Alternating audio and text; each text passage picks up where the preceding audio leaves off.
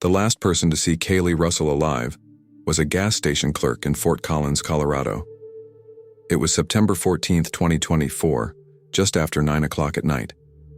The security footage showed a young woman with long brown hair pulled back in a ponytail, wearing a Colorado State University sweatshirt and jeans. She paid for a bottle of water and a bag of chips, smiled politely at the clerk, and walked back to her silver Honda Civic parked under the fluorescent lights. That smile would haunt the clerk for months. Kaylee was a junior at CSU, studying environmental science. She lived off campus in a small apartment she shared with 2 roommates, both of whom described her as responsible, organized, and predictable. That Thursday evening, she told them she was meeting friends at a coffee shop in Old Town Fort Collins. Nothing unusual. Nothing that would raise concern. Except Kaylee never arrived at the coffee shop. Her friends waited for 30 minutes before texting her. No response. They called. Straight to voicemail. By 11 o'clock that night, when Kaylee still hadn't shown up or answered any messages, her roommate Madison Torres called Kaylee's parents in Denver. By midnight, Kaylee's father, Robert Russell, a construction foreman with a reputation for staying calm under pressure, was driving north on I-25 with his wife Elena beside him, both of them trying to convince themselves there was a simple explanation. There had to be a simple explanation. The Fort Collins Police Department took the missing person report at 1:47 a.m. on September 15th. Officer Derek Hoffman, a 10-year veteran with the department, sat across from Robert and Elena Russell in the fluorescent-lit waiting area of the station. He took notes as they described their daughter. 5'6", 130 pounds, brown hair, hazel eyes. She had a small scar above her left eyebrow from a childhood bike accident. She wore a silver necklace with a tiny hummingbird charm that her grandmother had given her before she passed away. She never took it off. "Has Kaylee been depressed recently?" Officer Hoffman asked gently. "Any problems at school? Relationship issues?" Elena shook her head firmly. "Kaylee's happy. She loves school. She just got accepted into a summer research program studying water conservation. She was excited about it." Robert leaned forward, his calloused hands clasped together. "Our daughter doesn't just disappear. Something happened." Officer Hoffman nodded, but both parents caught the subtle skepticism in his expression. They'd later learn that in cases involving young adults, especially college students, the first assumption is usually voluntary departure. A fight with friends, academic pressure, a spontaneous road trip. Most missing persons cases in this demographic resolve within 48 hours with the individual returning on their own. But the Russells knew their daughter, and 48 hours came and went with no word from Kaylee. The search began in earnest on September 16th. Volunteers from CSU, local community members, and Kaylee's extended family gathered at the parking lot of the coffee shop where she'd planned to meet her friends. The temperature hovered in the mid-60s, with clear skies and a persistent wind coming down from the foothills. Detective Laura Chen, who'd been assigned as the lead investigator, organized the volunteers into grid search teams. "We'll start with the most likely route she would have taken from the gas station to here," Detective Chen explained, pointing to a map spread across the hood of her patrol car. "Highway 287 south, then east on Harmony Road. We're looking for any sign of her vehicle, any indication she pulled over or had car trouble." The volunteers spread out across Fort Collins and the surrounding areas. They walked ditches along highways, searched parking lots, knocked on doors showing Kaylee's photo from her driver's license. Social media exploded with shares of her picture and the hashtag, Find Kaylee Russell. Local news stations ran segments every evening, showing the same gas station footage on a loop. That last smile before she walked into the darkness. But northern Colorado is vast. East of Fort Collins, the landscape opens into sprawling farmland, irrigation canals cutting through fields of corn and alfalfa. Small towns dot Highway 287, Timnath, Windsor, Greeley, each surrounded by miles of rural roads, many unpaved, some barely maintained. A vehicle could leave the road in dozens of places and disappear from sight, hidden by tall grass, agricultural equipment, or the subtle dips and rises of the terrain. Madison Torres, Kaylee's roommate, spent every day searching. She'd taken a leave of absence from her classes, unable to focus on anything except finding her friend. On the fourth day of the search, she stood on the shoulder of Highway 287 near Timnath, watching the sun set over the Front Range. The mountains glowed pink and orange in the dying light. "Where are you, Kaylee?" she whispered. A semi-truck roared past, buffeting her with wind. When the sound faded, she heard something else, the steady rush of water. She looked to her right and noticed an irrigation canal running parallel to the highway. About 50 yards away, the water moved swiftly, dark and murky in the evening light. Madison walked toward it, her shoes crunching on the gravel shoulder. The canal was wider than she'd expected, maybe 15 feet across with steep concrete sides. She peered into the water but couldn't see the bottom. A chill ran through her that had nothing to do with the temperature. She pulled out her phone and called Detective Chen. "There are irrigation canals everywhere out here," Madison said. "Has anyone checked them?" Detective Chen's response was careful. "We've focused on the most probable scenarios. Vehicle accidents on main roads, mechanical issues, places where she might have pulled over for help. The canals are part of a vast network. Without specific reason to believe, but what if her car went into one?" Madison interrupted. "What if that's why we can't find her?" There was a pause. "We'll make note of it. But Madison, searching every canal in Larimer and Weld counties would take months with specialized equipment. We have to prioritize based on likelihood." Madison ended the call feeling frustrated and helpless. She understood resource limitations, but something about those dark waters unsettled her. She took several photos of the canal and its location, marking it on her phone's GPS. That night she couldn't sleep. She kept thinking about water, about how a car could sink, about how murky irrigation water could hide anything beneath its surface. She researched canal systems in northern Colorado and was shocked to discover there were over 3,000 miles of canals in the region, managing water from the Cache-la Poudre River and other sources for agricultural use. 3,000 miles of water that nobody was searching. By September 20th, 6 days after Kaylee's disappearance, the active search operations began to scale back. The reality of limited resources and the vast search area meant that police and volunteers couldn't maintain the initial intensity indefinitely. Detective Chen assured the Russell family that Kaylee's case remained open and active, that they were following every lead. But Robert and Elena could sense the subtle shift. They were losing momentum. Elena Russell stopped sleeping. She'd lie in bed in their hotel room in Fort Collins, staring at the ceiling, replaying every conversation she'd had with her daughter in the weeks before she vanished. Had Kaylee mentioned anything unusual? Had there been any sign of trouble? Elena searched her memory desperately but found nothing. Just a normal, happy young woman living her life. Robert threw himself into the search with an intensity that worried his wife. He'd wake before dawn and drive the rural roads around Fort Collins, studying every mile, looking for anything the search teams might have missed. His face grew haggard, his eyes hollow. He barely ate. "We'll find her," he kept saying. "We'll bring her home." But as September moved into its third week, hope began to feel like a weight pressing down on everyone who loved Kaylee Russell. The question that nobody wanted to ask aloud grew louder in the silence. Was she still alive to be found? The answer would come from the place Madison Torres had suspected all along, but it would come too late, and it would raise questions that would haunt this community for years to come. Why hadn't they looked in the water?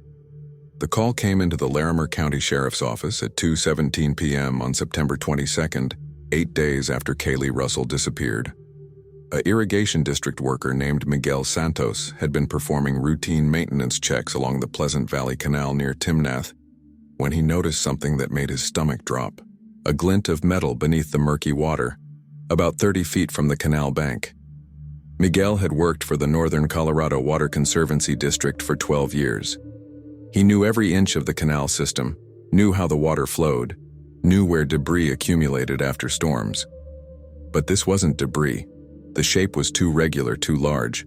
He could make out what looked like the underside of a vehicle, wheels pointing upward toward the surface. His hands shook as he dialed 911. "I think I found a car in the canal," he told the dispatcher. "East of Timnath off County Road 5. You need to send someone out here right away." Within 20 minutes, 3 sheriff's patrol vehicles arrived at the scene. Deputy Jason Marshall was the first to reach the canal bank. He stood next to Miguel, both men staring into the brown water. The afternoon sun created glare on the surface, making it difficult to see clearly, but the outline was unmistakable. "How deep is it here?" Deputy Marshall asked. "About 12 feet, Miguel replied. "The water's moving fast because of recent snowmelt from the mountains. Whatever went in probably got pushed downstream before settling here." Deputy Marshall radioed for the dive team and a tow truck with specialized equipment. He also called Detective Laura Chen, who was in Fort Collins following up on a potential sighting that had turned out to be another false lead. When she heard about the submerged vehicle, her first thought was of Madison Torres standing by this exact canal days earlier, asking why nobody was searching the water. Detective Chen arrived at the scene 45 minutes later. By then, a small crowd had gathered, more sheriff's deputies, the dive team preparing their equipment, and several news vans that had picked up the scanner traffic. Chen's jaw tightened when she saw the media presence. If this was Kaylee Russell's vehicle, the family needed to be notified before anything hit the news. She pulled Deputy Marshall aside. "Has anyone run the location? How far is this from where she was last seen?" Marshall had already checked. The gas station in Fort Collins where she stopped is about 15 miles northwest of here. If she was headed to Old Town on Harmony Road, she would have been nowhere near this location. This canal runs along County Road 5, which intersects with Highway 287 about a mile south. Chen processed this information. So either she got lost, or she was going somewhere else entirely. Or someone else was driving, Marshall added quietly. The dive team entered the water at 3:45 p.m. Lead diver Tom Peterson disappeared beneath the surface with a waterproof camera attached to his helmet, feeding live footage to a monitor on the bank. The water was so murky that visibility was less than 2 feet. Peterson had to navigate by touch, following the outline of the vehicle with his gloved hands. Everyone watching the monitor held their breath. The footage showed dark shapes, swirling sediment, and then, unmistakably, the silver body of a Honda Civic, resting upside down on the concrete bottom of the canal. The driver's side was crumpled, suggesting the vehicle had rolled at least once before entering the water. Peterson's camera moved along the side of the car until it reached the rear license plate. Detective Chen's radio crackled. "License plate confirmed." Peterson's voice came through the speaker. "Colorado plates, number Whiskey Echo 90327. Chen didn't need to check her notes. She'd memorized that plate number on September 15th when the Russell family first reported Kaylee missing. Her legs felt weak. She turned away from the crowd and called Robert Russell's cell phone. He answered on the first ring. "Have you found something?" Chen closed her eyes. "Mr. Russell, we've located a vehicle matching Kaylee's description in an irrigation canal near Timnath. We're in the process of recovering it now. I need you and your wife to stay where you are. I'm sending an officer to be with you." There was a long silence on the other end. When Robert finally spoke, his voice was barely a whisper. Is my daughter in the car?" "We don't have that information yet, sir. The dive team is still assessing the situation. I promise you'll be the first to know as soon as we have any details." Chen ended the call and immediately contacted victim services.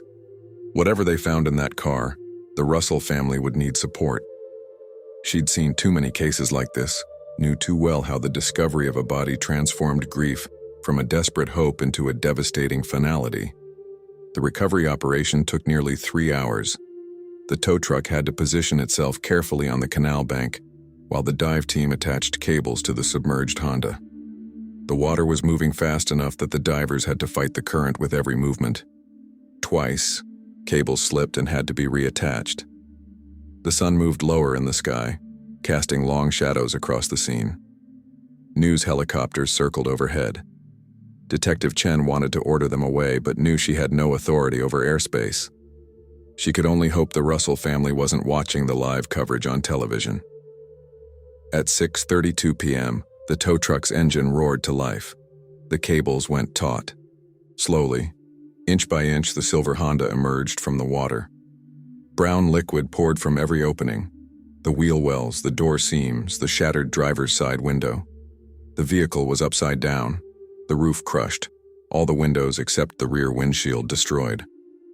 As soon as the car cleared the water, Detective Chen could see her. Through the broken driver's side window, a human form was visible, held in place by a seatbelt suspended upside down. Long brown hair hung toward the crushed roof, swaying slightly as water continued to drain from the vehicle. Chen's hand went to her mouth. She turned to Deputy Marshal. "Clear the area.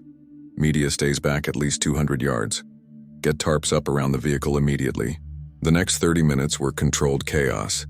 Crime scene technicians erected privacy screens while the medical examiner's team prepared to extract the body. Detective Chen stood back, her mind racing through questions that now had to be answered.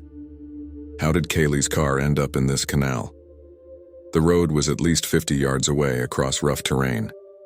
There were no tire tracks visible, but 8 days of weather could have erased them. Had she lost control? Been run off the road? Driven here intentionally? Dr. Patricia Simmons, the county medical examiner, arrived as the sun touched the horizon. She was a woman in her late 50s with gray hair pulled back in a tight bun and an expression that revealed nothing. She'd performed autopsies on hundreds of bodies, including many drowning victims. She approached the vehicle with her team, all of them wearing protective gear. Detective Chen watched from a distance as they carefully cut away the seatbelt and extracted Kaylee Russell's body from the wreckage. Even from 50 feet away, she could see the silver necklace with the hummingbird charm hanging from the young woman's neck.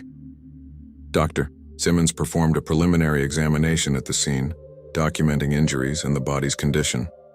After 20 minutes, she approached Detective Chen, pulling off her latex gloves. "Preliminary findings suggest she was alive when the vehicle entered the water," Dr. Simmons said quietly. "I found water in her airways consistent with drowning. There's significant trauma to her head and upper body, likely from the vehicle rolling. I'll know more after the full autopsy tomorrow, but my initial assessment is that she survived the crash impact and drowned while trapped in the submerged vehicle." Chen felt sick. How long would she have been conscious? Impossible to say without further examination. But in cases like this, if the victim is trapped and disoriented from head trauma, panic and water pressure make escape extremely difficult. The windows were shattered, but if she was injured and upside down in darkness... Dr. Simmons didn't finish the sentence. She didn't need to. Detective Chen drove to the hotel where the Russell family was staying. It was fully dark now, the stars brilliant in the clear Colorado sky. She'd called ahead, and a victim advocate named Sarah Mills was already there with the family, preparing them for the news they'd been dreading for 8 days. When Chen knocked on the hotel room door, Robert Russell opened it immediately. His face was gray, aged a decade in just over a week. Elena stood behind him, her hands clasped together so tightly her knuckles were white.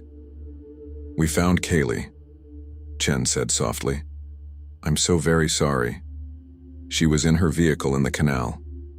She didn't survive." Elena collapsed. Robert caught her, and they sank together onto the edge of the bed, holding each other as their world shattered. Sarah Mills moved to sit beside them while Detective Chen stood in the doorway, giving them space for their grief while remaining present for the questions she knew would come. And they did come, through the sobs and the shock. "Why was she there?" Robert asked, his voice breaking. "That's not anywhere near where she was going. Why didn't anyone search the canals? Why did it take 8 days?" These were the same questions Detective Chen had been asking herself since the moment Miguel Santos called 911. They were questions that would dominate news coverage for weeks to come, questions that would spark investigations into search protocols and resource allocation, questions that would haunt everyone involved in this case. But sitting in that hotel room, watching two parents absorb the worst news any parent can receive, Chen had no good answers. She could only offer the inadequate comfort of her presence and the promise that they would find out exactly what happened to their daughter. Outside the hotel, the Colorado night deepened.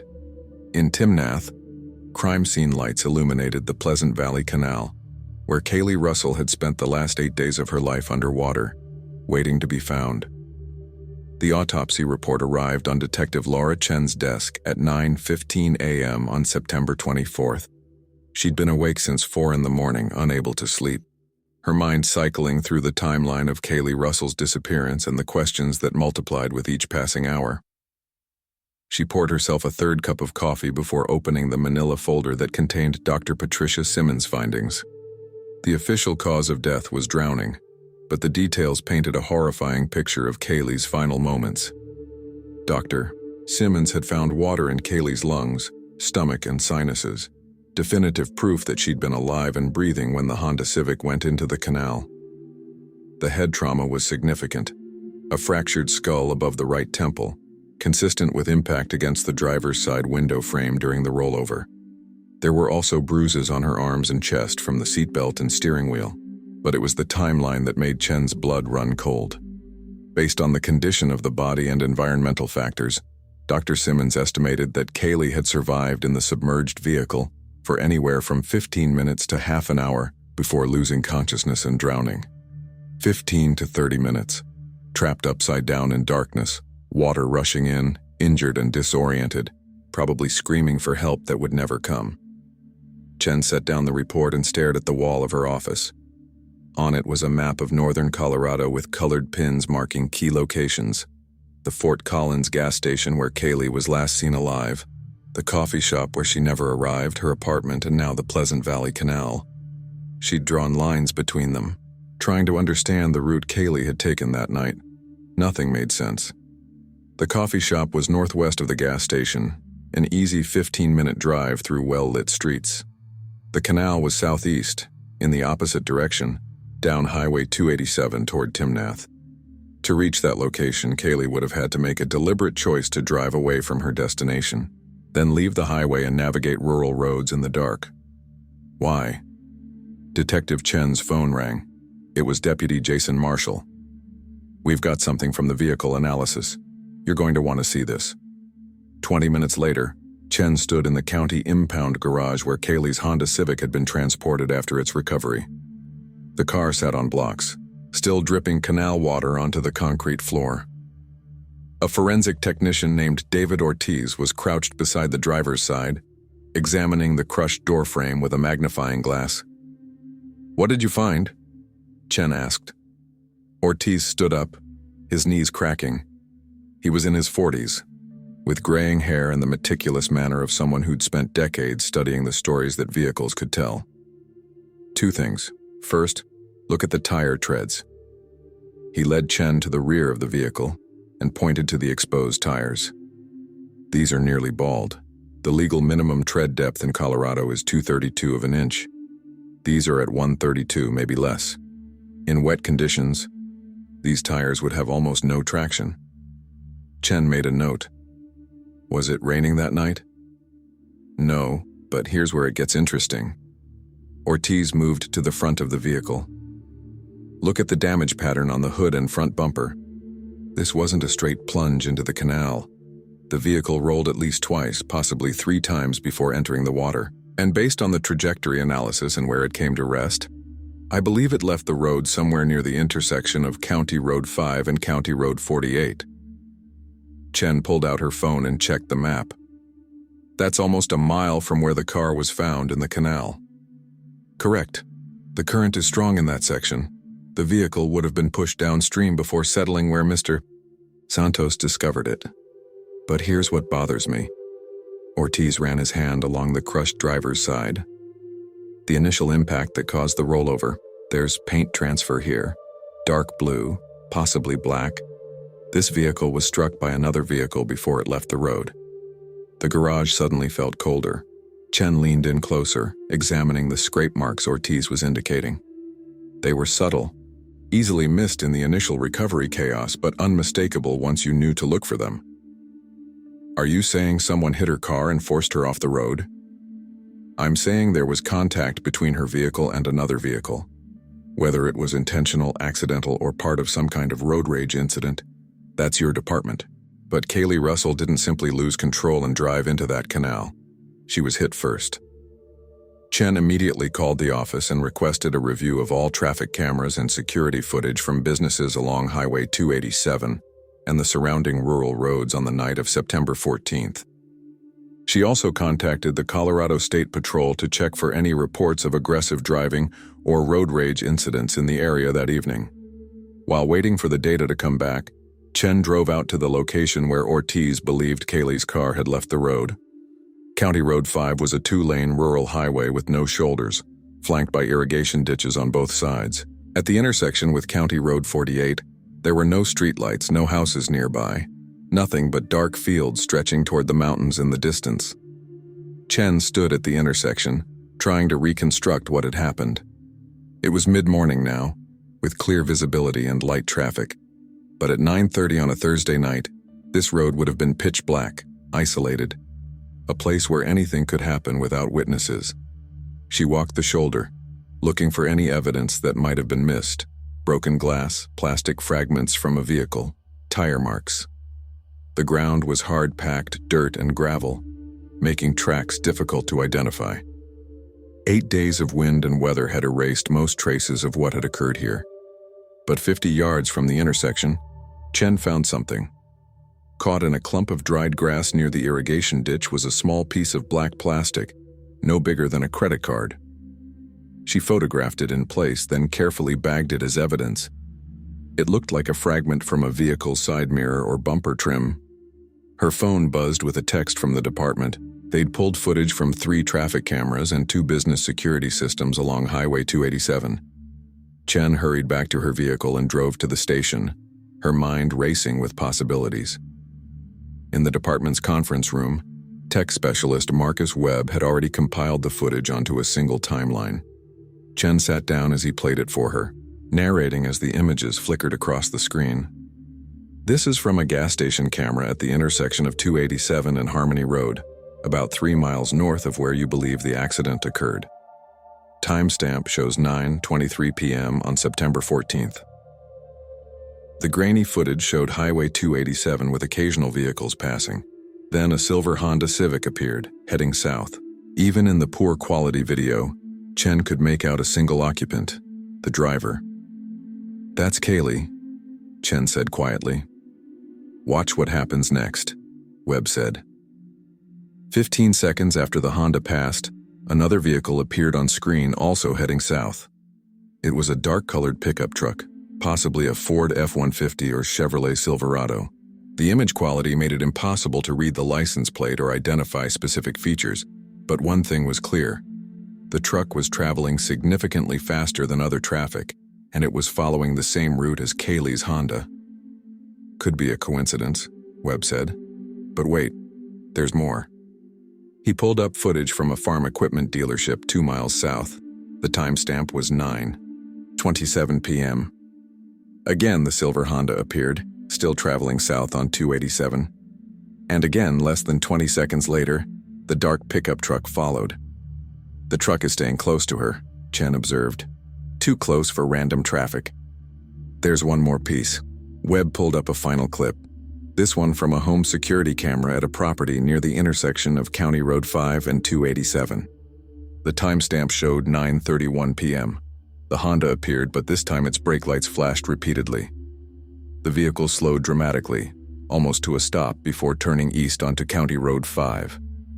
10 seconds later, the dark pickup truck also turned onto County Road 5. "After this, they're in an area with no camera coverage," Webb said. "The next documented position for Kaylee's vehicle is 8 days later at the bottom of the Pleasant Valley Canal." Chen sat back in her chair, processing what she'd just witnessed. Someone had followed Kaylee Russell from Fort Collins into the rural darkness of Weld County. Someone in a dark pickup truck who had stayed behind her for at least 8 miles, tracking her movements, waiting for the right moment. And then somewhere on that isolated stretch of County Road 5, that someone had made their move. Chen pulled out her phone and called Robert Russell. He answered immediately, as he had every time she'd called since identifying his daughter's body. "Mr. Russell, I need to ask you something important. Did Kaylee know anyone who drove a dark-colored pickup truck? A boyfriend, a friend, maybe someone from school?" There was a pause. "No, Kaylee didn't date anyone with a truck. Most of her friends are college students. They drive sedans or don't have cars at all. Why? What did you find? Chen chose her words carefully. We have reason to believe another vehicle was involved in your daughter's accident. We're trying to identify that vehicle and its driver. She heard Elena Russell's voice in the background asking questions. Robert's breathing became heavier. Are you telling me someone did this to her on purpose? Someone killed our daughter? We don't know that yet, sir. It's possible this was an accident, road rage that got out of control, or something else entirely. But I promise you we're going to find out exactly what happened that night. After ending the call, Chen created a new task list. They needed to canvass auto body shops within a 100-mile radius, looking for any dark pickup trucks that had come in for repairs to front-end damage or a side mirror in the days after September 14th. They needed to interview everyone in Kaylee's life again, specifically asking about any encounters with aggressive drivers or anyone who might have been following her. And they needed to review every piece of security footage from the surrounding area, looking for any other appearances of that dark pickup truck. But even as she organized the investigation's next steps, Detective Chen couldn't shake a growing sense of dread. Whoever had followed Kaylee Russell into the darkness that night had done so deliberately. They'd tracked her for miles, waited for the perfect isolated location, and then struck. And in the 8 days it took to find Kaylee's body, that person had disappeared without a trace. The question that haunted Chen as she worked late into the evening was simple and terrifying. Was this person still out there?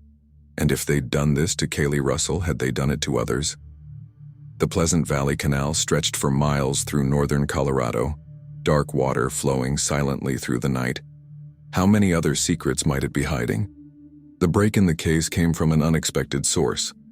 On September 27th, 3 days after the autopsy report confirmed that Kaylee Russell had been deliberately run off the road, a woman named Patricia Donovan walked into the Larimer County Sheriff's Office asking to speak with someone about the investigation.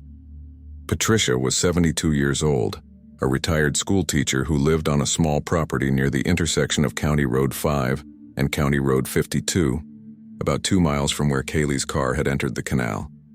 She wore a cardigan despite the warm afternoon, and her hands trembled slightly as she clutched a worn leather purse. The desk sergeant directed her to Detective Laura Chen's office. Chen had been reviewing traffic camera footage for the 3rd time that day, her eyes burning from the strain, when Patricia knocked tentatively on the open door. Detective Chen, I'm not sure if this matters, but I saw something on the news about that poor girl they found in the canal, about the truck that was following her. Patricia's voice was soft, apologetic. I think I might have seen that truck. Chen immediately stood up, gesturing to the chair across from her desk. Please, Mrs. Donovan, sit down. Tell me everything you remember. Patricia settled into the chair, organizing her thoughts. I have trouble sleeping sometimes, especially since my husband passed 2 years ago. That night, September 14th, I was up around 9:30, making myself some chamomile tea in the kitchen. My kitchen window faces County Road 5. I heard an engine, which isn't unusual, but this one was loud, aggressive, like someone was driving too fast for that road. Chen pulled out her notebook. What did you see? I looked out the window and saw a truck go by. A big one, dark-colored, black or maybe dark blue. I couldn't tell in the darkness. But what struck me was how fast it was going.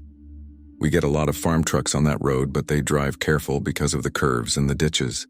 This truck was speeding, had to be going 60 or 70 miles an hour. Did you see a license plate? Any identifying features? Patricia shook her head. My eyesight isn't what it used to be, especially at night. But I remember thinking the truck looked aggressive, if that makes sense. It had a lifted suspension, big tires, and there was something on the back window, a decal or sticker of some kind. White lettering, but I couldn't read what it said. Chen made detailed notes. You said you heard an engine. Did you hear anything else? Any other vehicles?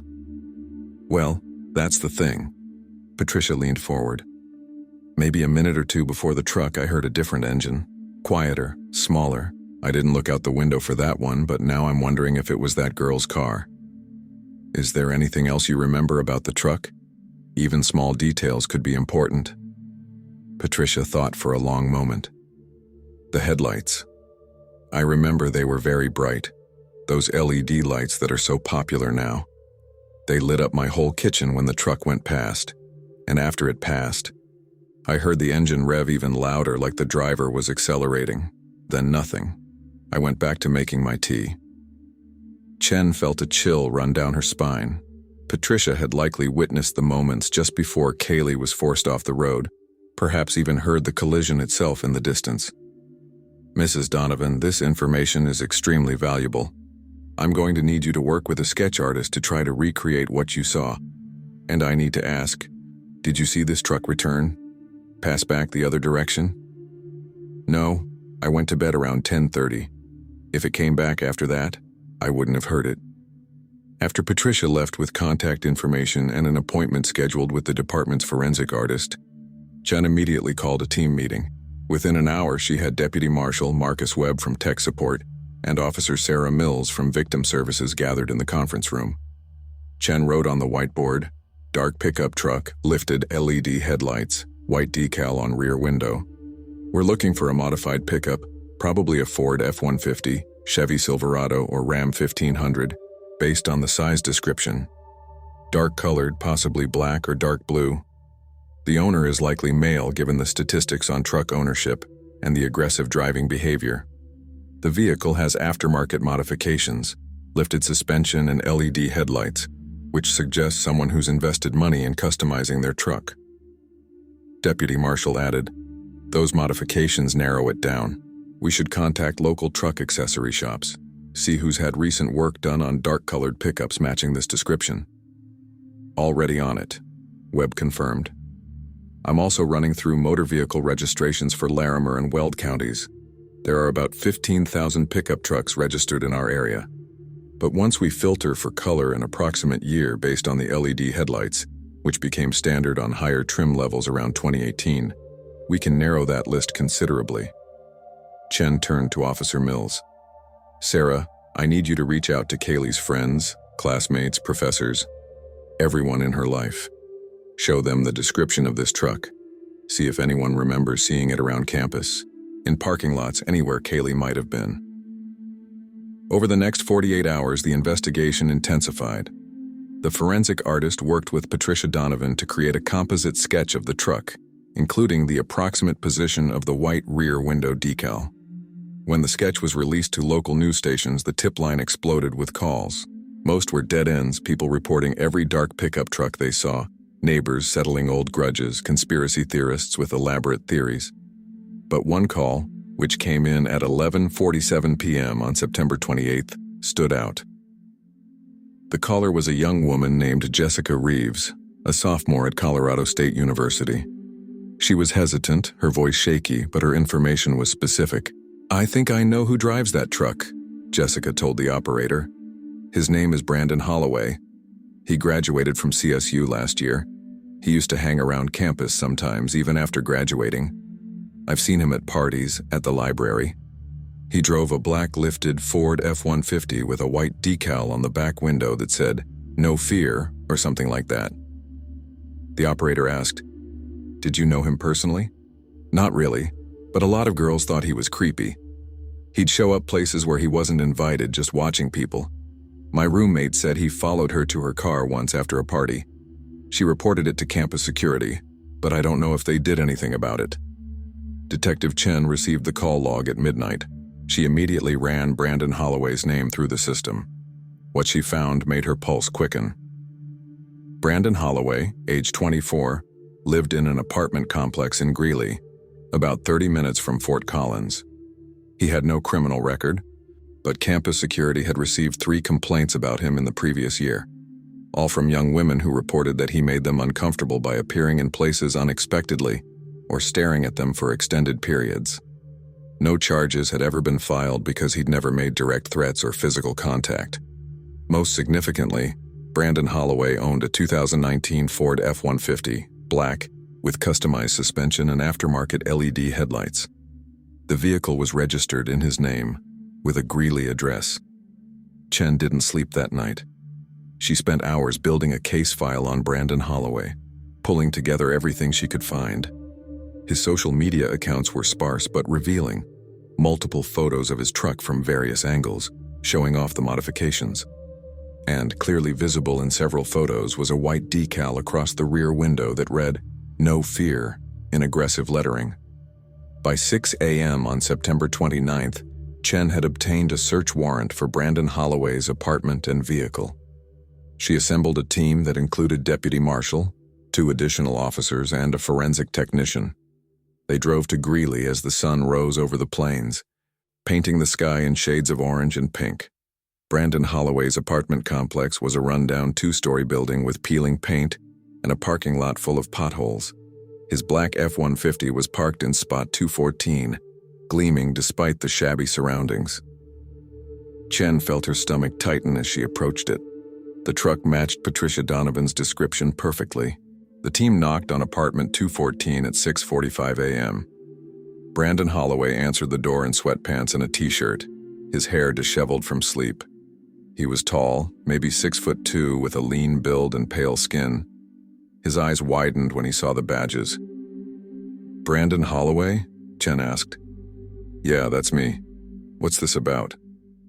"We have a warrant to search your apartment and vehicle. We need you to step outside, please." Brandon's face went through several emotions in rapid succession: confusion, fear, and then a carefully controlled neutrality. "Can I ask what you're looking for?" "We'll discuss that at the station. Right now, please step outside and keep your hands where we can see them." While 2 officers escorted Brandon to a patrol car for transport to the sheriff's office, Chen and the forensic team began their search. The apartment was messy, but not exceptionally so. Typical bachelor living with dishes in the sink, clothes on the floor, and energy drink cans on the coffee table. But in the bedroom, they found something that made Chen's blood run cold. Taped to the wall above Brandon's desk was a collage of printed photographs. All of them showed young women, most appearing to be college-aged. Some photos looked like they'd been taken from social media profiles. Others appeared to have been taken covertly. Women walking across campus, sitting in coffee shops, getting into their cars. The photos weren't pornographic, but the obsessive collection of them was deeply unsettling. And in the bottom right corner of the collage was a photo of Kaylee Russell. It was a candid shot, taken from a distance. Kaylee was walking across what looked like the CSU campus, carrying a backpack, her face turned slightly toward the camera. She was smiling at something off camera, completely unaware that someone was photographing her. Chen carefully photographed the entire collage, then directed the team to bag everything in the room as evidence. Meanwhile, Deputy Marshal was examining the truck in the parking lot. The exterior showed no obvious damage, but when Marshal crawled underneath the vehicle, he found fresh repairs to the front passenger side quarter panel. Someone had recently replaced parts and repainted the area. The work was good but not professional, the kind of repair someone might do in their own garage to avoid questions at a body shop. Marshall also found traces of silver paint transfer on the underside of the truck's front bumper, in an area that hadn't been fully cleaned. He photographed everything, then called Chen. "We've got him," Marshall said. "The paint transfer matches the color of Kaylee's Honda, and the repairs are fresh, probably done within the last 2 weeks." At the sheriff's office, Brandon Holloway sat in an interrogation room, his leg bouncing nervously under the table. He'd waived his right to an attorney, which Chen found interesting. Guilty people usually lawyered up immediately. But sometimes, they were so confident in their ability to talk their way out of trouble that they believed they didn't need legal representation. Chen entered the room with Deputy Marshal. They sat across from Brandon and placed a folder on the table between them. "Brandon, I'm going to be direct with you," Chen began. "We found photographs of Kaylee Russell in your apartment. We found evidence that your truck was involved in a collision with her vehicle on September 14th. And we have witnesses who saw your truck following her on the night she died. Do you want to tell us your side of what happened?" Brandon's face had gone pale. His hands resting on the table were shaking. For a long moment, he said nothing. Then, to Chen's surprise, tears began streaming down his face. "I didn't mean for her to die," he whispered. "I swear to God, I didn't mean for her to die." The interrogation room fell silent except for Brandon Holloway's ragged breathing. Detective Laura Chen leaned back in her chair, maintaining eye contact, letting the weight of his confession hang in the air. Deputy Marshal activated the recording device on the table, ensuring every word would be documented. "Start from the beginning, Brandon," Chen said, her voice calm but firm. "Tell us about your relationship with Kaylee Russell." Brandon wiped his eyes with the back of his hand, his shoulders hunched forward. There was no relationship. That's the problem. I wanted there to be. But she didn't even know I existed. "Explain what you mean." Brandon took a shuddering breath. "I first saw her last spring semester at CSU. I'd already graduated in December, but I still went to campus sometimes. I was working at a warehouse in Greeley, hated it, and being on campus made me feel like I was still part of something, you know? I saw her in the library one day. She was studying at a table by the window and the sunlight was hitting her hair, and she just looked so perfect." Chen's jaw tightened, but she kept her expression neutral. "What did you do?" "I started going to the library more often, sitting where I could see her. I learned her schedule, when she had classes, where she liked to study, what coffee shop she went to. I found her on social media. Kaylee Russell, environmental science major. I learned everything about her." Brandon's voice took on an almost dreamy quality, as if he was reliving those moments. "I took pictures sometimes just to remember. I never approached her directly because I wanted to get everything right first. I wanted to be the kind of person she'd want to talk to. But you never spoke to her?" "I tried once in June. She was at a coffee shop downtown and I sat at the table next to hers. I said something about the book she was reading. It was about water conservation. She smiled and said thank you, but then she went back to reading. That was it. Just a smile and thank you." Deputy Marshal leaned forward. "So what changed on September 14th? Brandon's face darkened. "I'd been having a bad week.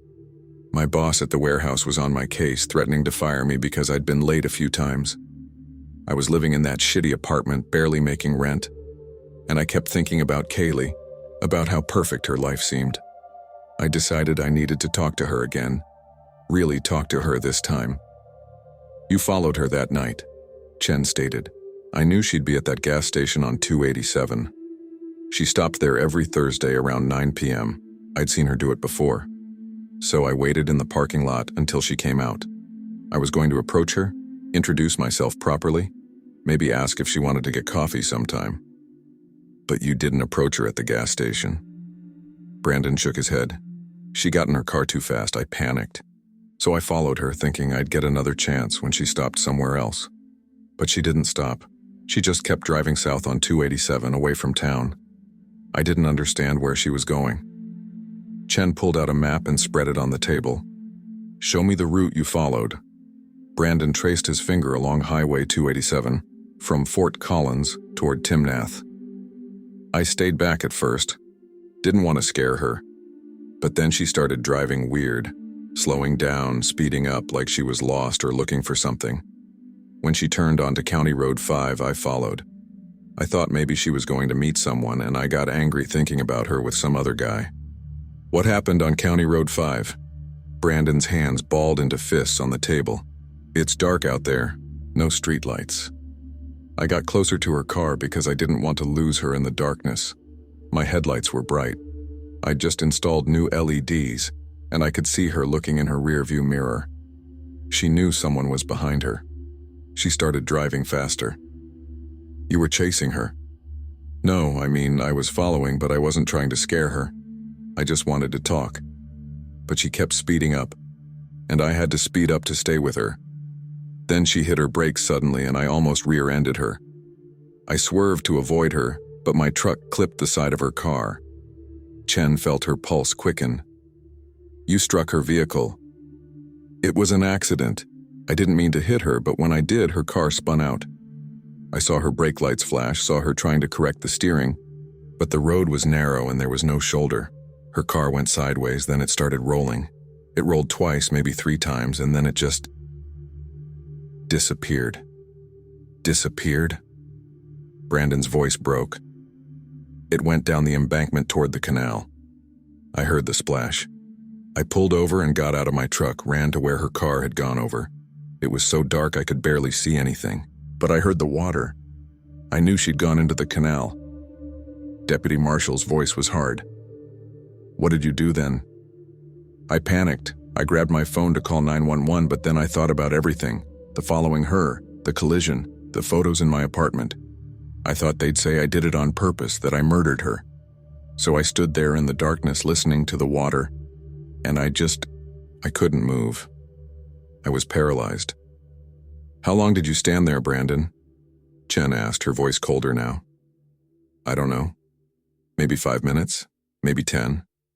I kept thinking I should go down there, try to help her, but I couldn't see anything in the dark, and the canal was moving fast.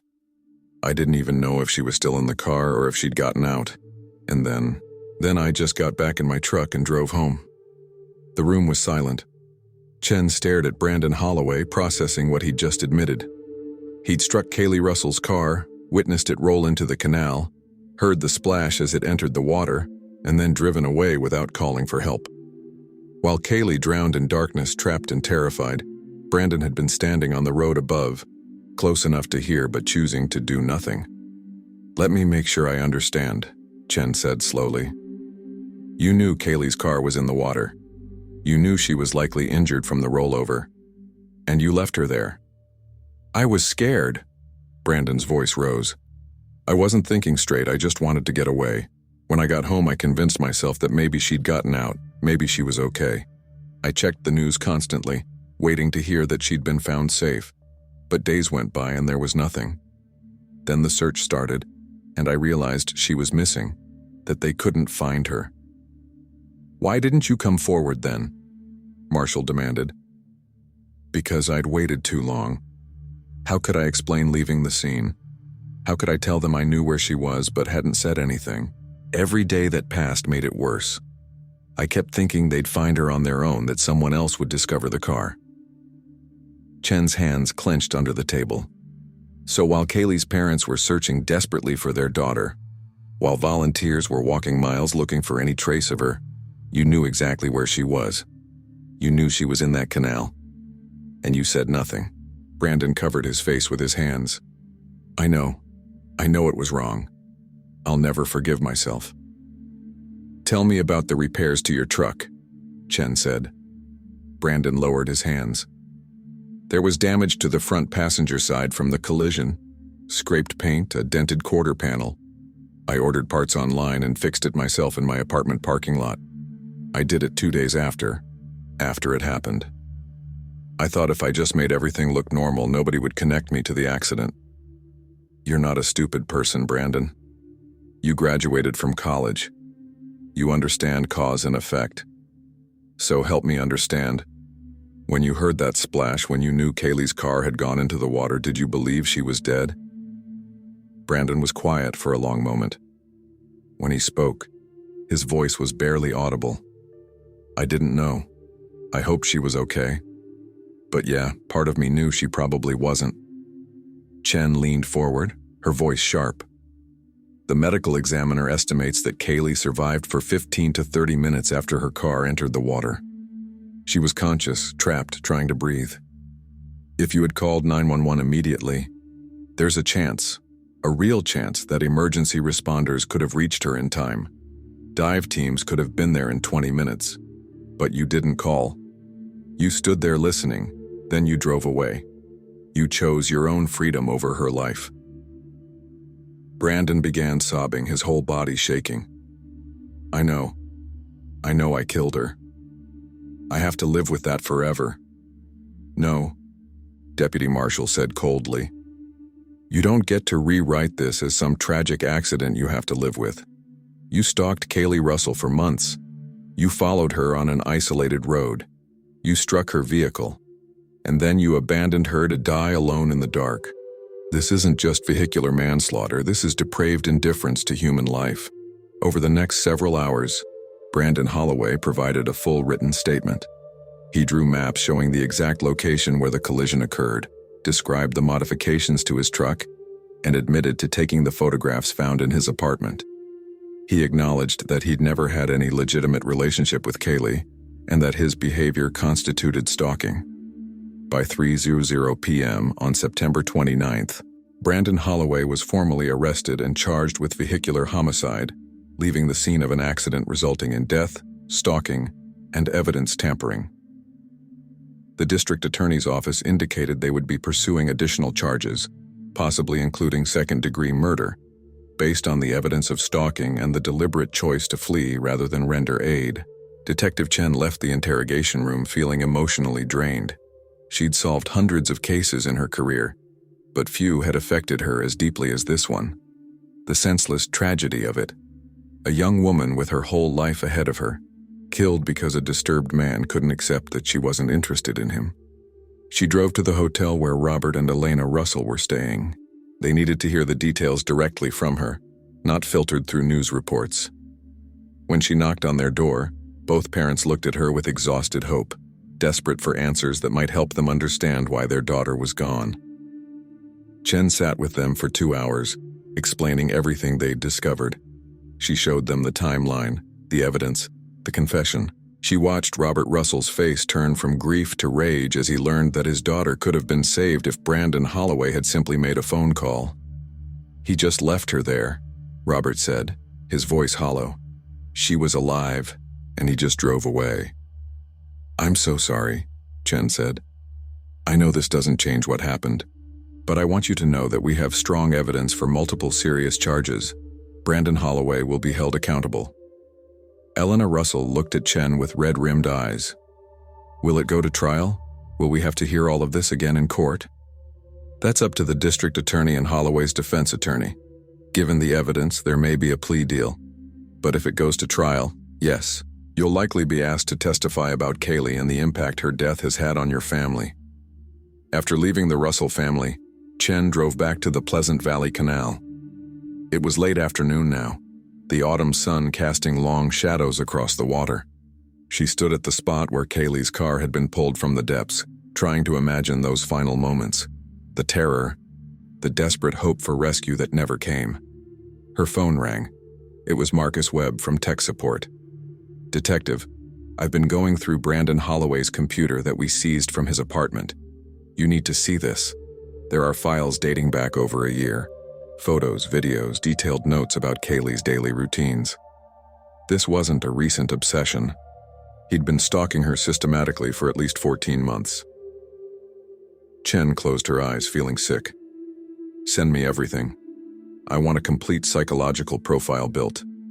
The DA needs to see the full extent of his obsession." As the sun set over the Colorado plains, painting the sky in shades of purple and gold, Detective Laura Chen stood beside the canal where Kaylee Russell had died. She thought about all the questions that had haunted this case from the beginning. Why hadn't police searched the canals immediately? The honest answer was resources and probability.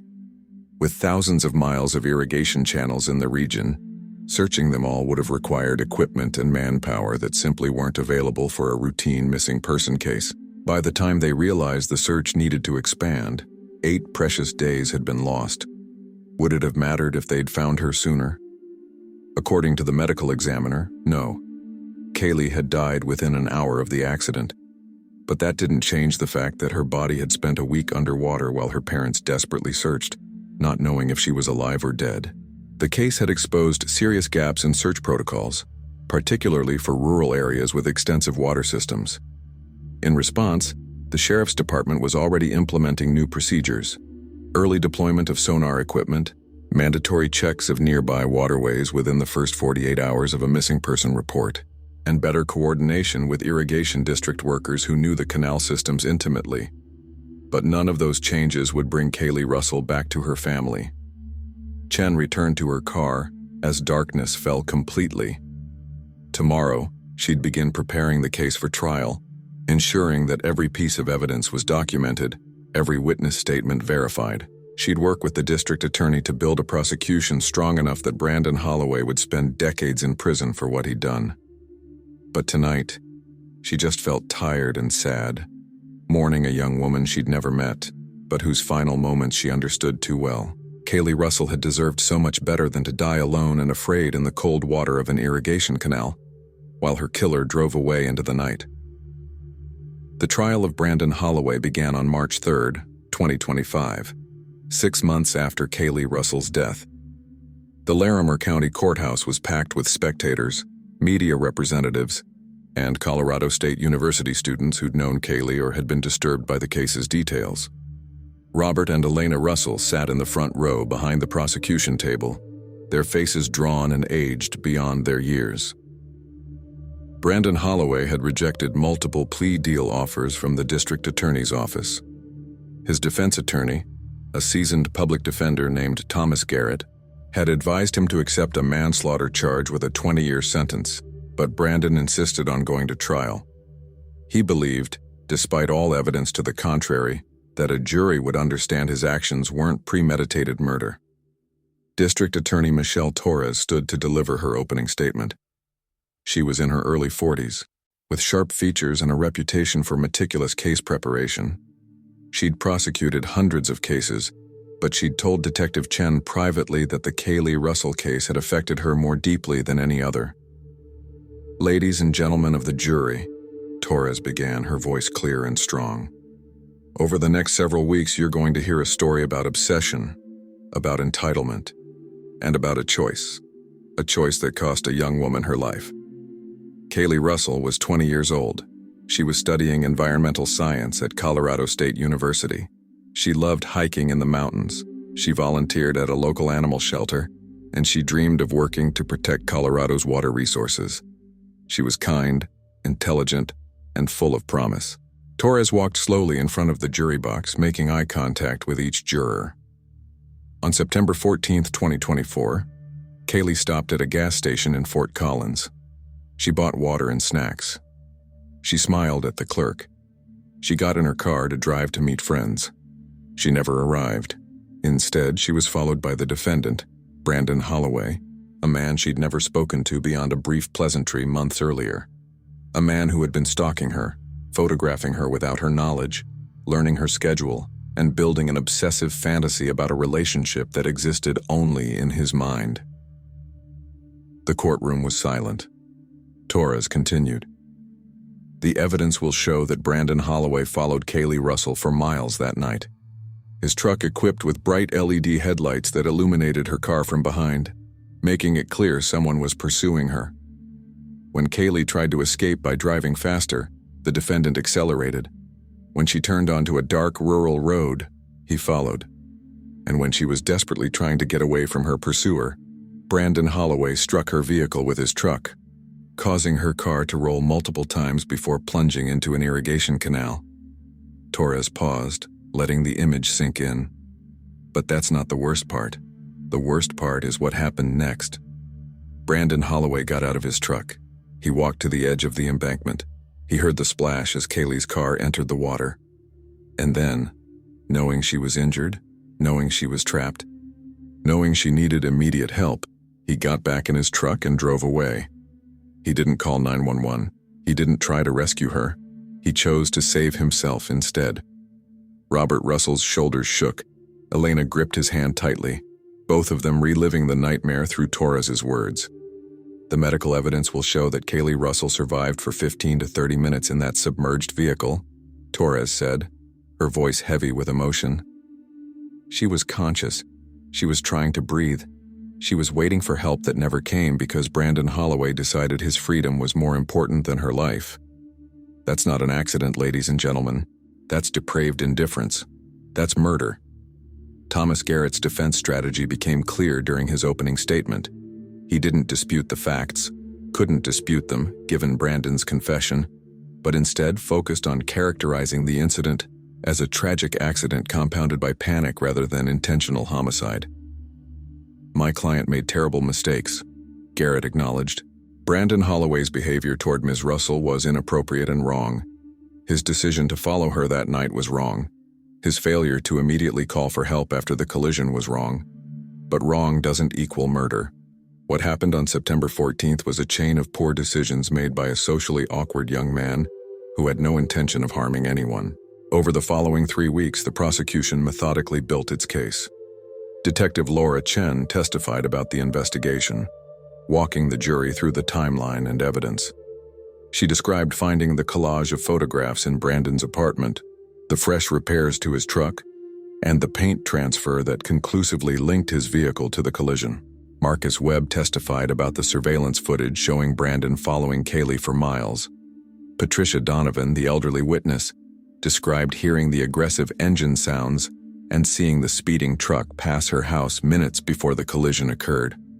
The medical examiner, Dr. Patricia Simmons, provided the most difficult testimony. She explained in clinical detail how Kaylee had died, the water in her lungs, the head trauma from the rollover, the time frame of her survival underwater. Several jurors wiped away tears as Dr. Simmons described what Kaylee would have experienced in those final minutes. In cases of vehicular submersion where the victim survives the initial impact, panic and disorientation are common, Dr. Simmons explained. The vehicle was upside down in dark water. Ms. Russell would have been injured from the crash, possibly concussed. Even though the windows were broken and theoretically provided escape routes, the combination of injuries, darkness, cold water, and the vehicle's inverted position would have made escape extremely difficult. She essentially drowned while trapped in an air pocket that was rapidly filling with water. Robert Russell left the courtroom during this testimony, unable to bear hearing the details of his daughter's final moments. Elena stayed, tears streaming down her face, determined to hear every word as a witness to what her daughter had endured. The prosecution also called several young women who'd had uncomfortable encounters with Brandon Holloway during his time at and around CSU campus. They testified about finding him staring at them from across rooms, appearing unexpectedly at locations they frequented, and the general unease he created.